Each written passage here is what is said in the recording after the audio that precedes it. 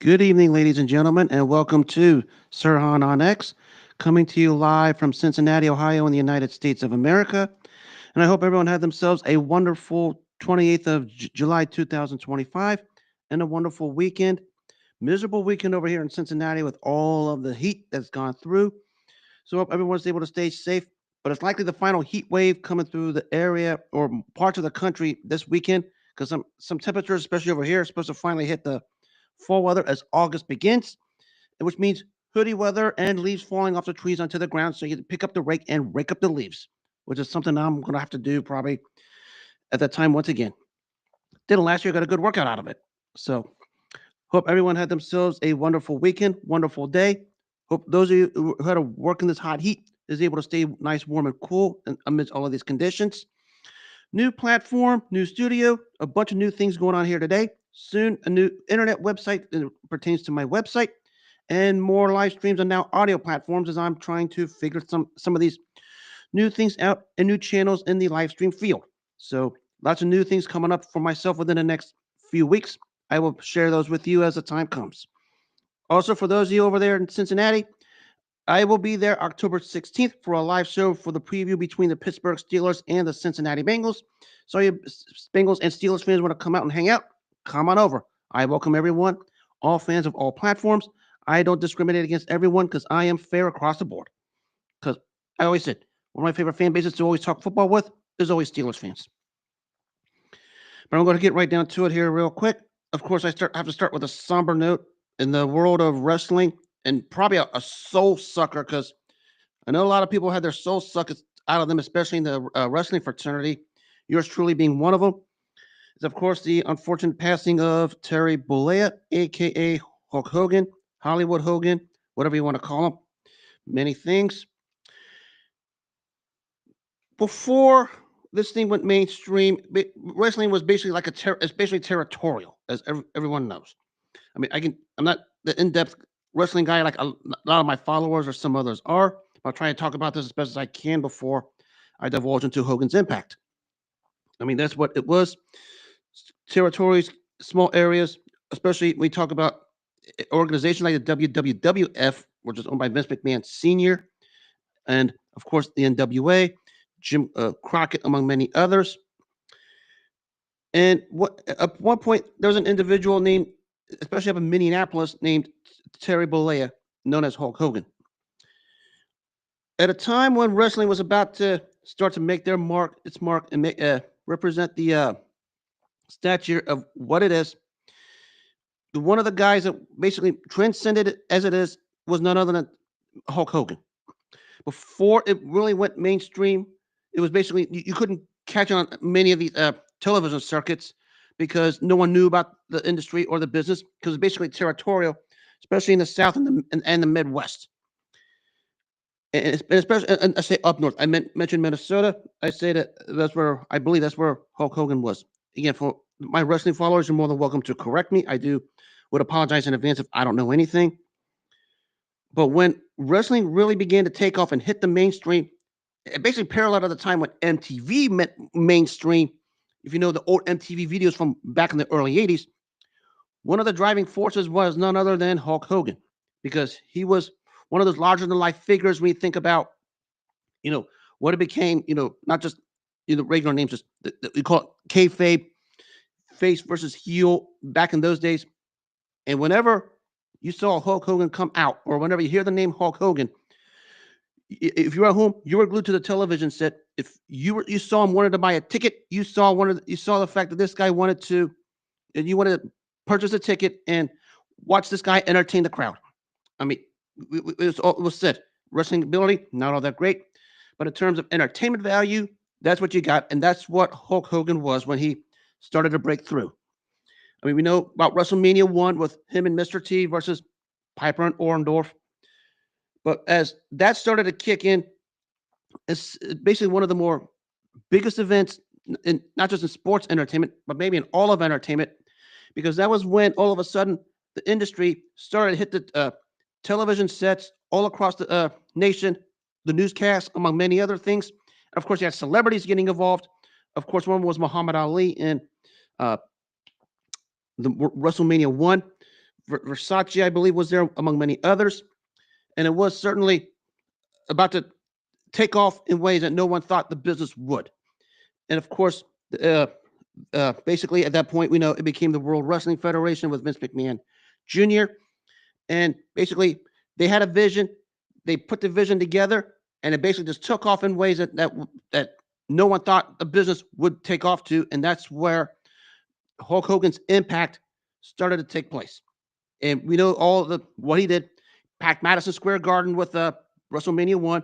Of course, what he did at the Pontiac Silverdome with Andre the Giant, packing 93,000 fans in the old Pontiac Silverdome. And basically, I remember the view, the first time I saw the view, it was perplexing to think at that time any place could sell 93,000. Forget about the fact that it was a wrestling event. I never thought at that time a place could pack 93,000 indoors the way the Pontiac Silverdome did for that night with Hulk Hogan and Andre the Giant. Tells you the impact that he had. Of course, I can bring on and on many other things during his time there. Of course, maybe his most impactful was, of course, Bash at the Beach 1996, when he was the third man when the evolution of the New World Order and that faction down south, the World Championship Wrestling took place. And of course, the key piece of the Monday Night Wars. And basically, that's really started the Monday Night Wars when you think about it. But that's what the impact that Hulk Hogan had. Played both the face and the heel to mere perfection. No one could say they did it the way Hulk Hogan did it. Maybe his strongest suit, in my opinion, was his ability to read the crowd. I mean, if he was going to, if they were cheering for him, he knew how to read it. And of course, later on when he went south, when he started to hear boos, he started to feel it, understand it. And that's why he had the role he had as a villain starting with Bash at the Beach 96. We know what happened with that particular thing in the wrestling fraternity. And it tells you that what he had. It basically, he put wrestling on the television sets, had you guys glued into the storylines, yours truly being one of them. And that's to tell you the impact that that man had. I mean, and of course, after WCW went defunct in 2001, made his brief return in the 2002 over there, sold out Toronto, Canada, and had that match in WrestleMania against The Rock. And that Toronto crowd was just lit. And later on, he came back in 2005. In Anaheim in one of the WrestleManias, still was finding ways to light up the crowd at that time, which shows you the impact that he had as Hulk Hogan, the wrestler. Now we know Terry Bollea, the other side of it, or many other things. I'm not using my platform to discuss that. You guys can use yours. But I'm here to discuss the overall impact that Terry Bollea, a.k.a. Hulk Hogan, had in the wrestling business. Because we're not talking about wrestling as it is. And no one's watching wrestling as it is. We talk about the impact that Hulk Hogan had. You can talk about his work. You can talk about many other things. It might be true, good or bad.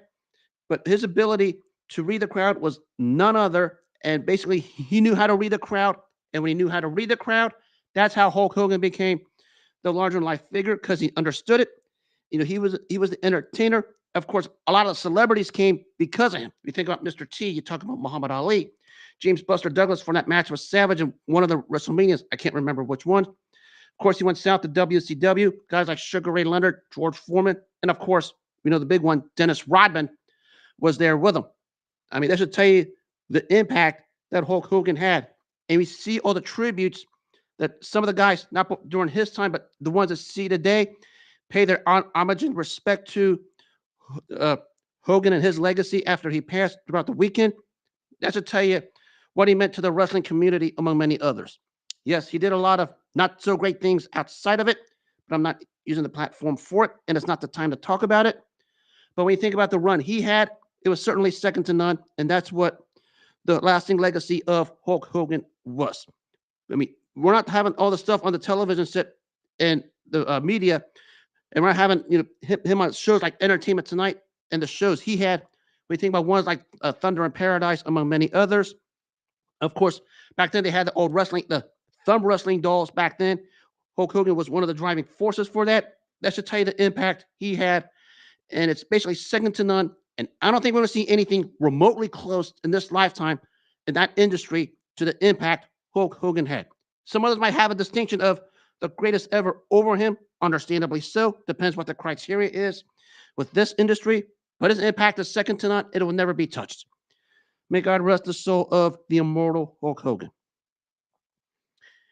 And the second one for the boxing fraternity, it was another sizable loss. This was Dwight Muhammad Qawi, also known as Dwight Braxton, among many other things. The Camden Buzzsaw out of Camden, New Jersey. Two-time world champion of light heavyweight and cruiserweight. Got solid wins over his career over guys like Matthew Saad Muhammad. Gave Michael Spinks all he can handle. Had a tough, gave Leon, also his brother Leon Spinks when he beat him, won the cruiserweight title. Of course, a part of probably the greatest fight in the history of the cruiserweight division. We talk about his fight in 1985 in Omni in Atlanta against Evander Holyfield, where it was a breathtaking war both ways between both fighters. Dwight Qawi was a guy you wanted to root for in those days because he simply was a little engine that could. Because you're talking about a cruiserweight who was 5'6", 175, built like a bowling ball with a head, arms, and legs, and many other personal parts. That's what Dwight Muhammad Qawi was. And we talk about what he did in those few years when he ruled the rules of the light heavyweight and cruiserweight division. Basically, at light heavyweight, it came at a time when the light heavyweight division was hot, and he was in the middle of it. Got a lot of solid wins, won a world title. He had a shot to become the undisputed champ and gave Michael Spinks one of the better fights in the career of Michael Spinks when Michael Spinks was at light heavyweight.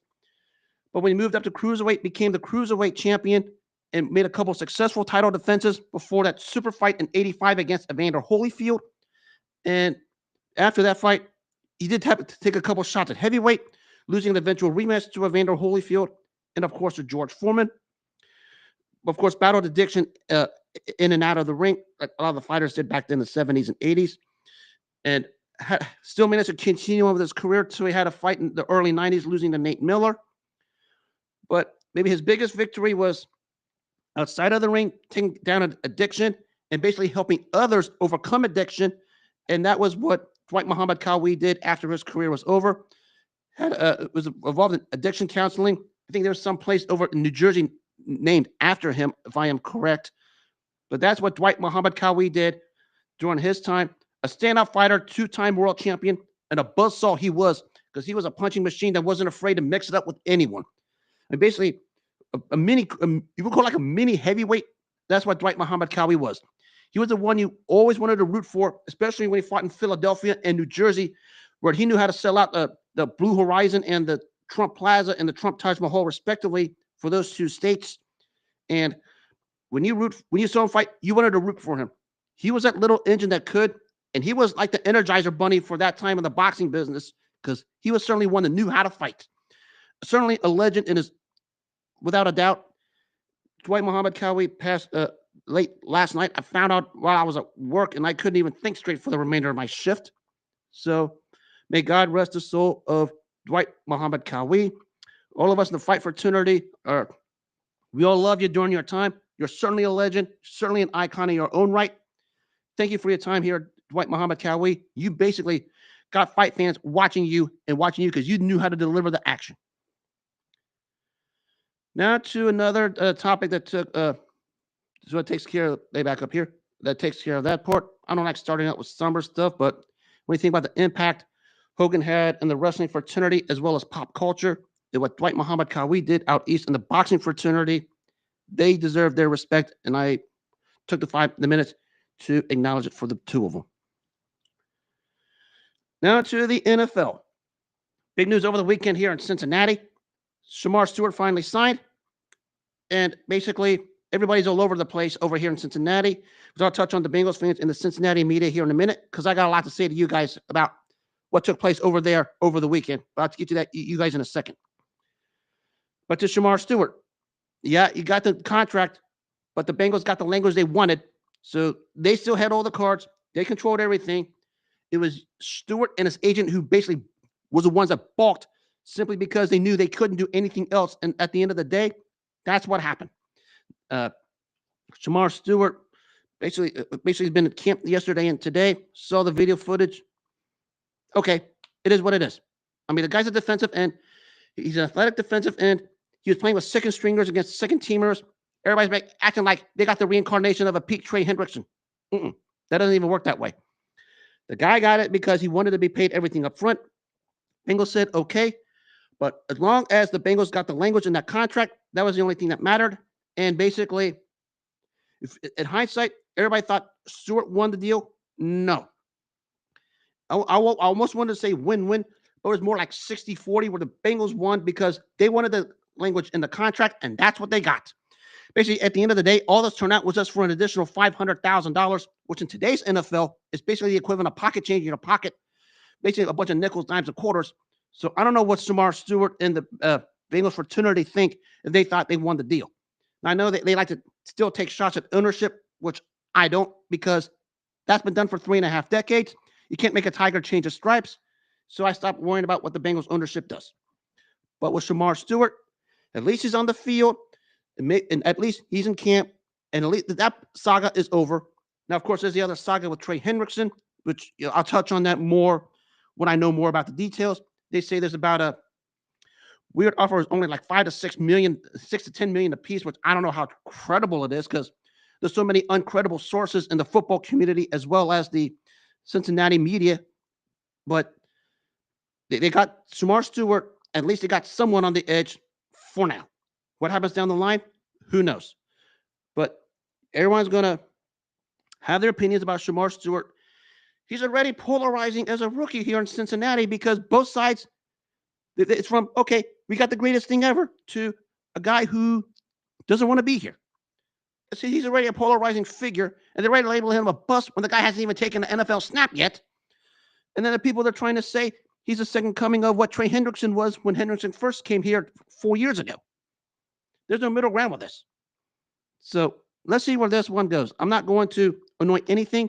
My 2 eyes would be the dictator, nobody's mouth, because a lot of mouth when it comes to the Bengals fans and the Cincinnati media, among many other things, which I'll touch on here in a split second. But Shemar Stewart is here. I said all along, I think a deal would have gotten done. Surprised it was earlier than this. Surprised it was this early because I thought it would be closer to the end of training camp or maybe into the season. But the deal is done. It's over with. Everybody in Cincinnati, shut up and let's go enjoy the season because there's business that has to be done. And on to the topic, especially the topic, there's something I want to get off my chest before I proceed.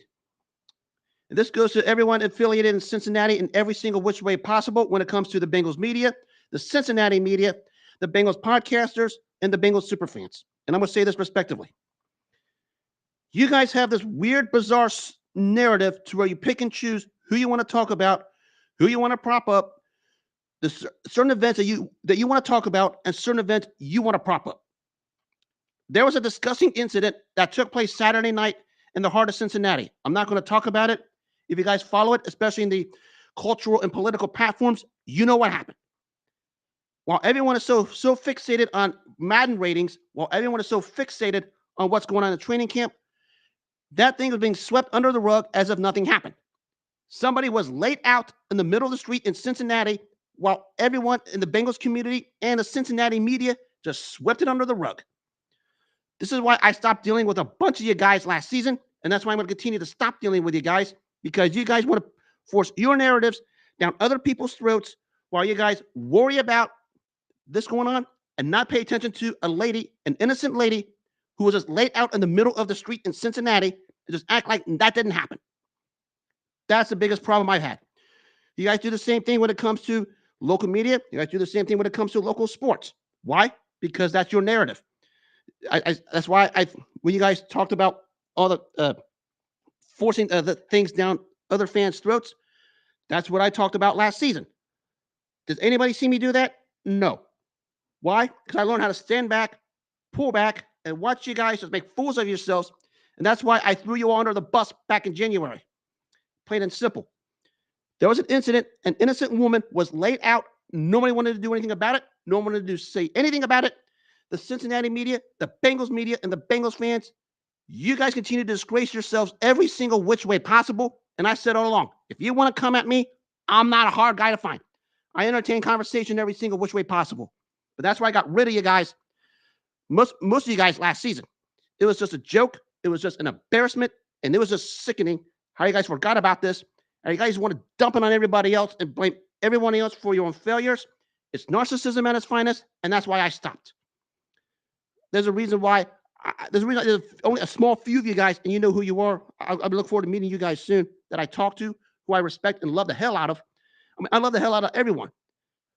But when something like that happens and you sweep it under the rug just for the sake so you can go on social media and attack other fan bases the way you guys do to Baltimore, Kansas City, and Pittsburgh, while that's taking place, what does it say about you guys at the end of the day? It's a massive problem. And it needs to be fixed. It needs to be solved. And all you guys need to look at yourselves in the mirror and ask yourselves, how can you be the solution? How about this? Quit worrying about what everybody else does. Take care of your own first. Plain and simple. I swear, people affiliated with the Cincinnati media is a bunch of useless garbage walking God's green north right now. I swear.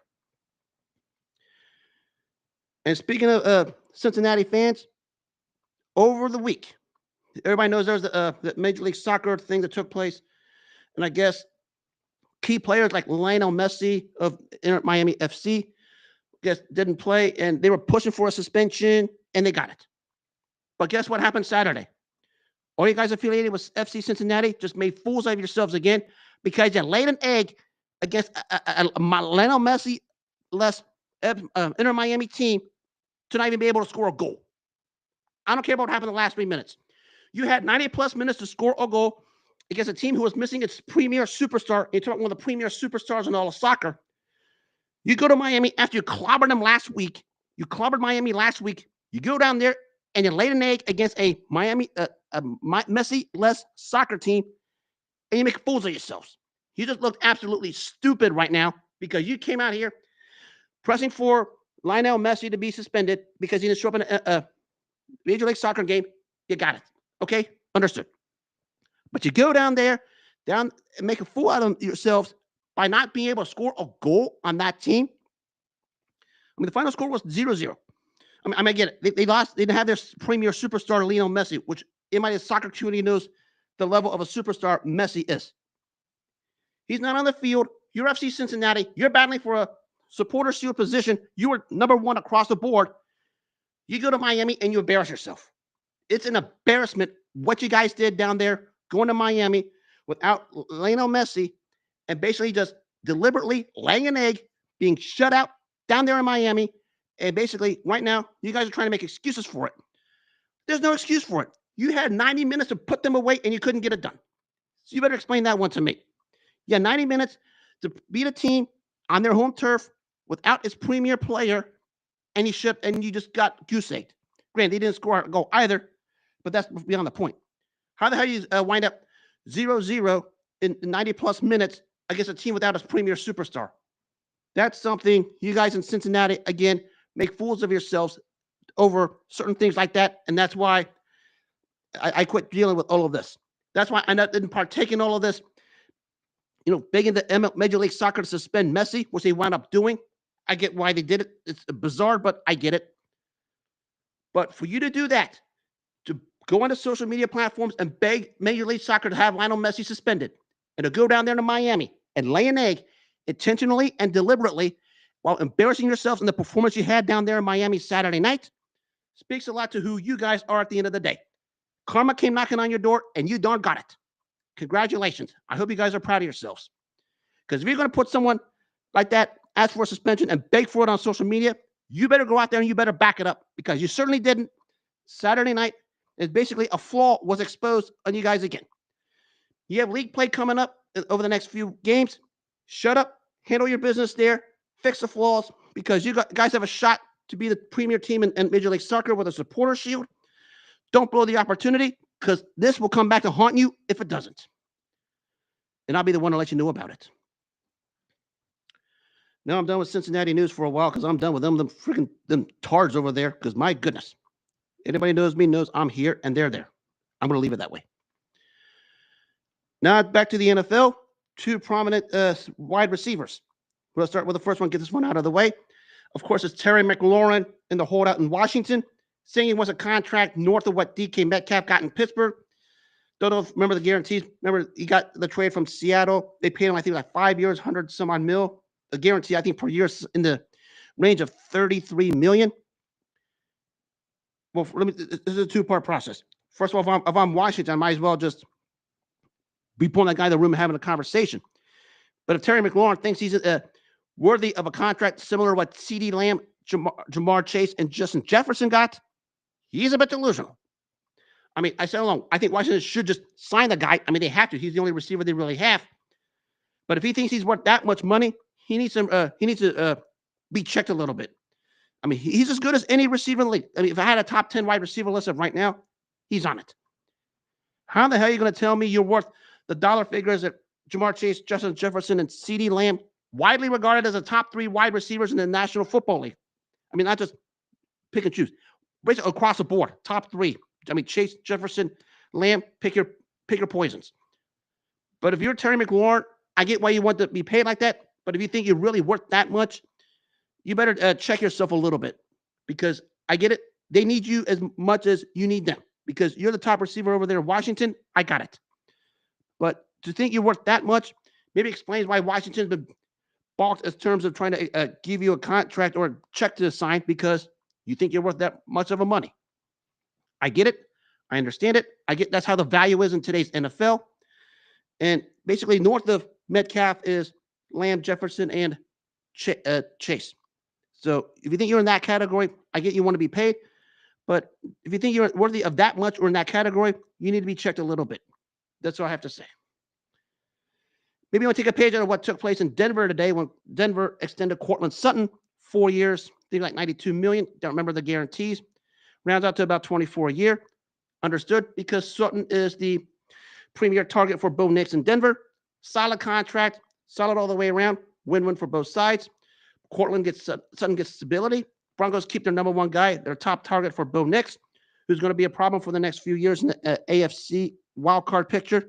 Won't go as far as the AFC West because there's AJ Reed and Patrick Mahomes over there, and it's going to be a while before anyone tops them.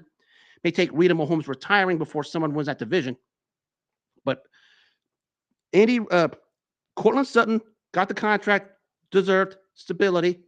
Denver, you keep your basically number 1 guy for the last several years. Good, solid. Of course, you have Bo Nix, a target he can throw to. And basically, they needed a number 1 receiver because outside of Cortland Sutton, I don't know who they have. I mean, I know they had Tim Patrick for a minute, but that's about it. But good signing all the way around. Maybe Terry McLaurin should take page out of what Cortland Sutton did in Denver and just show up to camp, accept whatever it is. Because I believe Sutton's going to be 30 some point during the season. But he got stability. I think that was what he wanted. I think the Broncos were fine with it. And they managed to make it work. Number 1 target for Bo Nix stays. I mean, still a pretty darn good wide receiver down there. I mean, he had some great he had a pretty solid season all the way around when you consider the quarterback they had with the rookie Bo Nix, who I think is going to eventually be a good quarterback somewhere down the line over there in Denver. But he got his number 1 target for the next 4 years. That part is done. They can go ahead and pursue the season, get ready for another run of the playoffs, which I think they can get one of those spots, which I'll touch on my NFL preview after training camps are over. I swear the demand of NFL players and money these days is about to get ridiculously ridiculous. And not to mention there's the supposed investigation going on with the NFLPA with misuse of funds, which that's about to get ugly after it's already gotten ugly as it is. I'm done with talking about the NFLPA till that thing comes out. Now to an historical moment that took place in Barcelona. It was, of course, the run of the Dream Team getting the gold medal. We coined the phrase super team. We coined the phrase, great team. We coined the phrase deep team. We can coin the phrase dream team, whatever. There was only one dream team. Okay. There was only one. And that took place in 1992 when they went to the basketball team that went to Barcelona to stomp everyone to the gold medal. And it wasn't, and no game even remotely close. I mean, the closest was the gold medal game that took place 33 years ago in Barcelona when they beat Croatia 103-70. A 33-point difference. That was the closest. I'll get to the story of that one in a second. That team basically had 11 Hall of Famers. You're talking about I think like 21 championships, 17 MVPs. I think if I'm correct, 15 finals MVPs. When we talk about the 6 from Jordan, the many Magic Johnson and Larry Bird won. You're not going to find anything remotely close to a team with that kind of accomplishment put together like that. And this is the scary part. This is the crazy part about that team. Magic was past his prime. Remember, he had the HIV thing that come out. Larry Bird's back fell apart. Basically, he was loaded of garbage minutes. And John Stockton barely played in the Olympics because he had some injury to his shin, if I recall correctly. Hardly even played. And they were still stomping teams. And you talk about that. Let's look at this roster for a second. I mean, I'm trying. Christian Laettner, decorated collegiate star. I mean, they just threw him in. It was just a throw-in because they couldn't find another guy over there. David Robinson, Patrick Ewing, two of the premier centers of the 90s. We thought add guys like Hakeem Olajuwon, Shaq, among many others. But those two were the premier guys. Both said it was offered, no-brainer, they were going. Of course, I mentioned Larry Bird, all-time great small forward. Basically just fell off the map because his back was basically done. They just wanted to go out on a high note with a gold medal. Of course, Scottie Pippen and Michael Jordan, the premier duo of the premier dynasty at the time in team sports. After that, you had Clyde Drexler, premier shooting guard, not named Michael Jordan. Karl Malone, John Stockton, premier duo for the longest time. The master of the pick and roll duo up there in Salt Lake City in Utah. Chris Mullin from Golden State. Charles Barkley, who basically had a new life in his career after was traded from Philly to Phoenix before the Olympics. And basically his play just took off in the Olympics, which led him to the MVP in the 93 season. And he capped it off with Magic Johnson. Can't remember the other one on the top of my head. It'll come back to me any second. But when you think of that roster as it is and how they demolish opponents, you're not going to see anything remotely close. That's what super dream teams of that level are supposed to do. Make sure you are the king of the crop over everyone else. Yes, they had that little thing with the collegiate teams in the warm-ups or whatever it was where they beat the dream team. You know, yes, that happened. I get it. It did happen. I'm not excusing it because that shouldn't have happened. But it seemed like that was a wake-up call. Of course, coached by Chuck Daly, who was the architect of the back-to-back titles for the Pistons in 89 and 90. But how they went from start to finish and just laid waste to every opponent is what you're supposed to be doing to opponents when you have that kind of a team. And we talk about the accomplishments of that roster, and we consider basically every guy's in the Basketball Hall of Fame individually and collectively as the dream team, as a team. We're not going to see anything like that ever again. And the biggest story when it comes to the gold medal round in Croatia, everybody in Chicago knows this because Jerry Krause, the general manager, drafted Tony Kukoc. I think it was the year 1990. I can't remember what year it was, 89 or 90, one of those years, to eventually be the face of the Chicago Bulls franchise. And you had two guys in the U.S. team named Michael Jordan and Scottie Pippen who were extra motivated to put the clamps on him, and they certainly did that. Because it seemed like they forgot the middle of the beginning of the Bulls dynasty was Jordan and Pippen. They did not like when Jerry Krause made the comment about Tony Kukoc being the face of the Bulls franchise. They took it upon themselves to shut him down in that gold medal game against Croatia, and they certainly did that. Locked him down, picked him apart, and took him apart. And that's what happened. Because we know that Jerry Krause and everybody affiliated with Chicago didn't have the greatest relationship ever since that took place. And of course, we saw, if you remember the last dance on the final season of the Chicago Bulls run, we know the story with that one, with how everything just debilitated at that point. Jerry Krause already said the dynasty is over regardless. And that's what Jordan and Pippen did. They made an example out of Tony Kukoc to the face of Jerry Krause, and it hadn't sat well with Jerry Krause for the longest time. And we talk about the dream team. There's only one dream team only. The one that won it all in 92, the gold medal in Barcelona. Nothing will come remotely close. And it wasn't that. They found a way to salvage their egos, fit a role, put together as one, play as a whole, and they just stomped the league from start to finish, and there's nothing going to be anything like it. And just remind you, Magic Johnson was basically retired from his HIV. Larry Bird physically fell apart. He was basically done. He just wanted the gold medal to cap off his career and got it. And John Stockton, probably at that time, probably the premier point guard in all the NBA, he hardly even played because he had the leg injury to a place he had some kind of procedure, hardly even played. But that didn't matter. They were still stomping opponents. Charles Barkley elevated to a new level because he used the Olympics to win his MVP the 93 season to lead the Suns to the NBA Finals. Malone and Karl Malone elevated himself and his play in the Olympics to become one of the better power forwards in the league. And that was what the Dream Team did.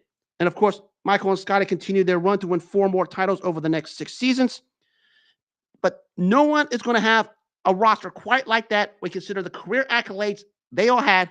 And we add the accolades of Christian Laettner in college, who everybody hates, especially in Kentucky. It's just nothing's going to come remotely close. I mean, you can pat your super athletes, your super teams of the modern times. But the thing is, some of them, when we had some of the teams afterward, had a bunch of, were more top heavy when we talk about some of the Olympic teams back then. But from top to bottom, 12 players, all 12 players Hall of Fame caliber, all 12 players as a team, the Dream Team going in, nothing's going to come close to that again. Even Michael Jordan said it countless times, you're not going to get anything like that ever again. There was only one Dream Team. It was in 1992 that finished off when they just obliterated Croatia, put the clamps on Tony Kukoc to win the gold medal. It was 33 years ago today in Barcelona. That happened. Some of you guys need revision when we use the words super team these days, because super teams are basically more top heavy, the top, but the middle's down. Hit the gutter. Now to the world of boxing. It was, of course, Top Rank saying goodbye to ESPN, or ESPN saying goodbye to Top Rank, whatever the frick you want to call it. The end of American boxing as we know it. I hate to be the Debbie Downer, but it is the end of American boxing. This was something Larry Merchant called several years back prior to the Mayweather-De La Hoya fight, and we finally got to it. A boatload of reasons for it. I'm not going to go through all of them because there's a ton of them. But the fact that no one even bothered to fix it and resolve it to keep it afloat in the American public says a lot as to what happened to the sport since it started to hit the downturn. I'm not going to point to. I'm not going to say one fight because it wasn't. I'm not going to say one particular incident because it wasn't. The entire sport itself, everything around it, everybody associated with it contributed to this, and I mean everybody, from the promoters to the fighters to the managers to the governing bodies, among many other things. I'm not going to. It's hard for me to explain why, but as we know it, at a time when one of the top news across the sports news shows was always professional boxing in the States, that's dead. I mean, it's been. I mean, what more can I say? I mean, there was a time. I mean, you had it on network TV for the longest time: ABC, NBC, CBS. Of course, later on, it evolved to HBO and Showtime. The premium network wars from the back end of the 80s till both networks closed the doors in the 2010s. Of course, you had USA's Tuesday Night Fights. ESPN had many type of boxing for various promotions, Top Rank on 2 separate occasions, among many others. And of course, Fox was in the fight game for the longest time before that thing went down. Lots of finger pointing that's going on. There's a load of reasons. Everyone affiliated with a fight game is the reason. Because you had chance after chance after chance after chance after chance to resolve it. Nobody wanted to resolve it. No one even wanted to bother to come up with a solution. No one wanted to confront anybody with a solution. People wanted to work as if they were their own entity, and that's why all of this happened.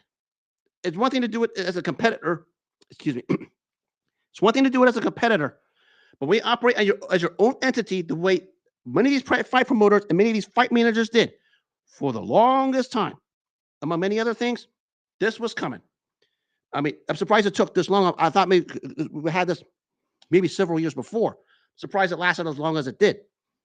I mean, we don't talk about the fight game like we do with the NFL and the NBA.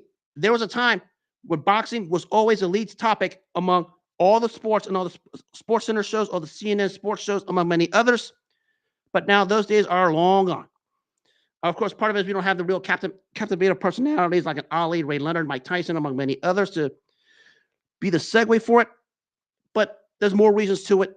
They had ample opportunities to resolve it, to find a way to keep it afloat in the States, to make it a part of the American culture, at least American sports culture. But nobody did. And it's a problem. And it's a failure. This was coming. I hate to say I told you so, but I knew this was coming. And now, speaking of the sport of boxing, I'll still stick to my part, which is the historical aspect when it actually was worth watching, because that's what I'll always do. As far as some of the modern games in the fight community, outside of Canelo Crawford, we probably won't see another big fight in the States ever again. But going to go back to one that took place at Yankee Stadium. This one took place over 70 years ago. This was Rocky Marciano scoring a second-round knockout over a tough contender named Harry Kid Matthews. The story of this one was if Marciano would have handled Matthews, which he did, he got the title shot 2 months later against Jersey Joe Walcott. I always bring this up because for the longest time, one thing the fight game always misses, especially those who do the shows like I do, among many others. If you don't take care of business in front of you, you'll lose out on millions. And there's no such thing in boxing as a cherry pick, okay? I can point to a lot of cherry picks that went bad. That's why it's important to stay in what's in front of you, the task in front of you, because you'll lose out on millions and opportunities if you don't. Rocky Marciano basically said, when he brought up the fight with Jersey Joe Walcott, he basically said, I have to take care of Harry Matthews first. And that's what he did. Just blew him out in 2 rounds in a hot, humid day when the fight took place, because it was like 85, but the humidity, I believe, the index surpassed well close to 100. But it didn't matter. Marciano just delivered the beating to Walcott, and Marciano delivered the beating to Edwards in 2 rounds, put him down and out for the count, and he got the win and got the title shot against Jersey Joe Walcott 2 months later. And we know what happened that night when Marciano beat Walcott in September of 1952 to win the heavyweight title. But he had to take care of business against Harry Kid Matthews, who's a very greedy, tough fighter, worked his way up to the ranking system and got a shot, especially when we consider him beating Lloyd Marshall, putting him with this fight with Marciano, because this was a title eliminator. Whoever won was going to get the title shot against Jersey Joe Walcott, and Marciano got it by just taking care of business effortlessly, putting the kid down twice in the second round to get the title shot. And that's why Marciano has as share of a distinction of the greatest of all time. I'll leave that to you guys. I won't talk about it. But that's why some people consider him that. But it goes to show again the importance of taking care of business in front of you. There is no such thing as a cherry pick. There is no such thing as a gimme, because we've seen it in the sport countless times. How many gimmies backfire because it goes wrong? There's no such a thing as cherry picks or gimmies in boxing. Never has been. But it was Marciano handling business to get the title shot against Jersey Joe Walcott. We know what happened the first time they fought, and the rest is history with Marciano's career. And I conclude with a more modern one. This one took place 37 years ago today at the indoor pavilion at Caesar's Palace. It was Frank Tate and Michael Nunn for the middleweight championship. This was the first significant middleweight championship fight after the Fort Kings era began to dissolve or hit the downturn. And I say dissolve because Marvin Hagler basically retired after the Ray Leonard fight. This was the first major world championship fight in that division. It pitted an Olympic gold medalist in Frank Tate, a standout fighter, a very solid counterpuncher. Basically got the title shortly before when he got the decision over Michael Olajide, against a standout fighter born out of Davenport, Iowa, but fought out of the 10 Goose Gym in San Diego, California, named Michael Nunn. We can coin the phrase talent all we want in all sports, but you can probably say for that time, Michael Nunn certainly had the talent, and he had all the attributes to be the next big thing in that middleweight division, because we consider Hagler retired, Leonard, Hearns, and Durant went to the senior circuit route, and basically Michael Nunn got the opportunity he was looking for to fight this world champion Frank Tate. This was a rematch of what took place in the 84 trials, where Tate won the decision to win the gold medal. And Michael Nunn had the opportunity to get his vindication on this particular night, and he certainly did just that. He was able to use his speed and skill to keep Frank Tate at bay. And as the fight wore on, the speed and combinations started to become too much, as Frank Tate, who's a very good, sound, and clever fighter in that ring, just basically got overwhelmed with the speed and the skill level of Michael Nunn, who hit the pinnacle of his career when he won the middleweight championship on a stoppage over Frank Tate in a fight where it was a very darn good fight. But we talk about the potential greatness of Michael Nunn. It was this night the world showed it. Went on to make quite a few successful title defenses, obviously. The pinnacle for him was probably the one-round obliteration of Sumbu Kalambe, which nobody saw coming. But this fight was basically what Michael Nunn could have been at the middleweight division had he stayed on the straight and narrow. I get it. They put him in the Ray Leonard comparisons, which is unfair to him because Ray Leonard was a whole different animal when it comes to sports talent and sports charisma, and especially in the sport of boxing, because Ray Leonard not only captivated the sport of boxing, he captivated all of America, as I alluded to with the wrestler Hulk Hogan before. Ray Leonard did the exact same thing for the sport of boxing when he won the gold medal in '76. So that was an unfair comparison for Michael Nunn. Made it a few successful title defenses against fighters like Juan Rodin, Sumbu Kalambay, Iran Barkley, and Marlon Starling. Had a very sound resume for the middleweight division. Of course, the luster sort of gone off because of a fight against Iran Barkley where many thought he should have been better than what he was, and just let Barkley hang around for that particular fight, especially when you consider what he did to Sumbu Kalambay a few months before then. And Michael Nunn, though he did manage to continue to winning fights, his luster started to slowly, gradually wore off for just a bit, because after the Kalambay fight, he had a chance to probably take over many things in the division. Had to some legal problems, managerial problems with his trainer Joe Goosen, which was chronicled many times on the HBO networks. And of course, it all came unraveling in 1991 when he lost to James Toney in his own backyard, a fight where he was basically giving Toney a boxing lesson, but got sloppy and got caught. And that was it.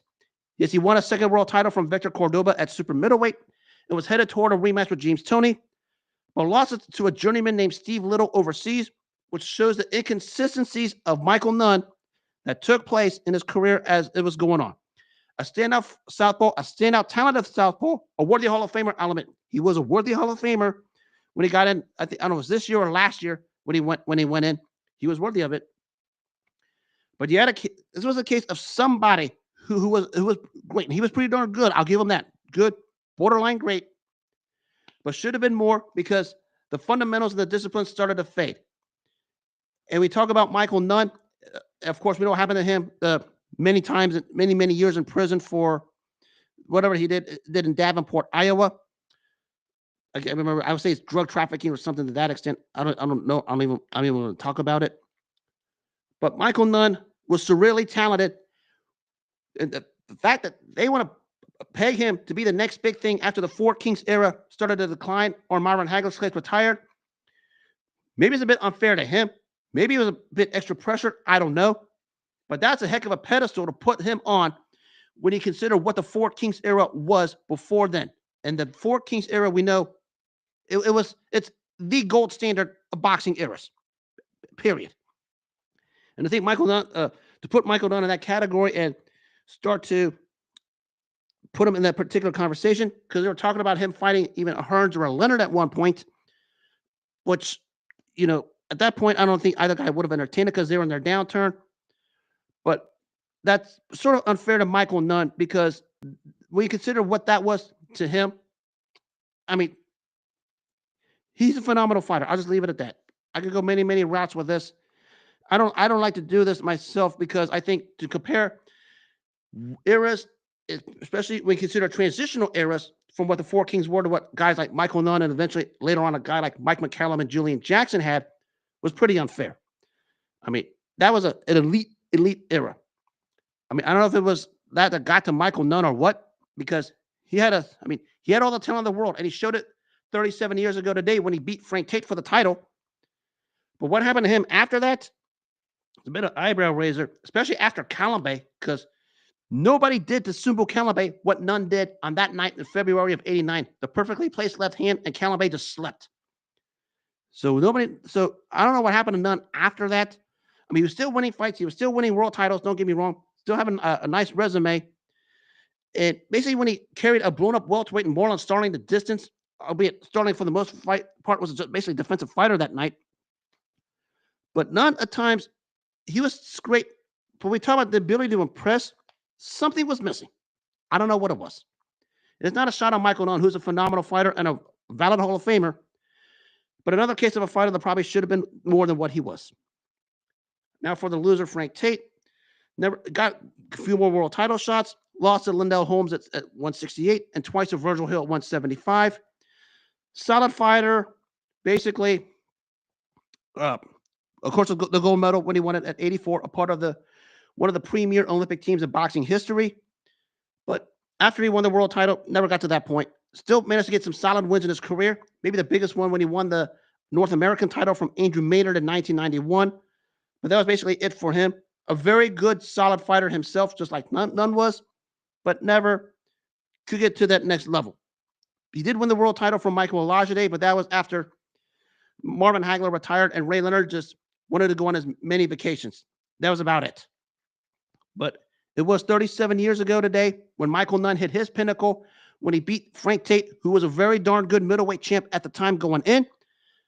And Nunn just basically swarmed him with speed and skill to get the stoppage win. And it was that Michael Nunn hit his pedestal. People need to stop asking people to be the second coming of something and let them be the first. Because the complex thing with this is after we talk about the Four Kings era that took place from 80 to 87, and when these two guys came around, especially Michael Nunn, who had that distinction of the next big thing, we just need to let fighters be themselves. Because if we let them be themselves, everything's going to be just fine. And that was a problem when we talk about what happened to Michael Nunn in the end.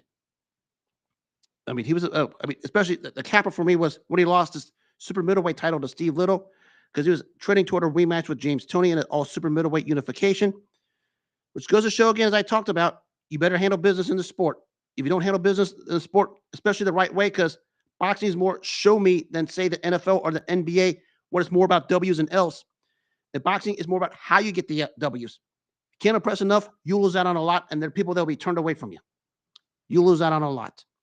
That's why on the old boxing shows I've done in the past, and I've done it, said it again, we talked about the Marciano fight before his first fight with Jersey Joe Walcott, and the same thing happened here.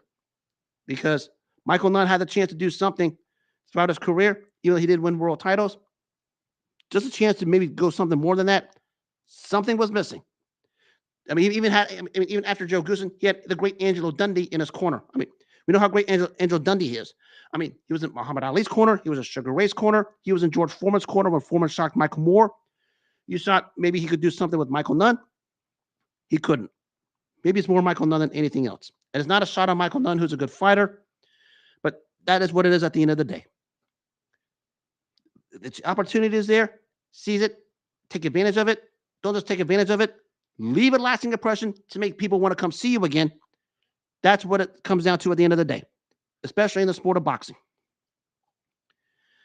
And that'll wrap up this edition of Sirhan on X. I hope everyone had themselves a wonderful 28th of July, 2025. New platform, new studio, a bunch of new things to come. The new internet site's going to be coming up here within a matter of weeks. Also, if you missed any part of this show, you are always welcome to tune in on the Apple Podcast, iHeartRadio, and Spotify apps as you hear the audio versions of this. And as always, as I always say, make taking care of yourself your number one priority in life. If you take care of yourself first and those around you close to you as a part of you, good things will come. And if you don't, nothing else is going to matter in life. Always take care of yourselves first more than anything else. Have a good rest of the night. Take care of yourselves.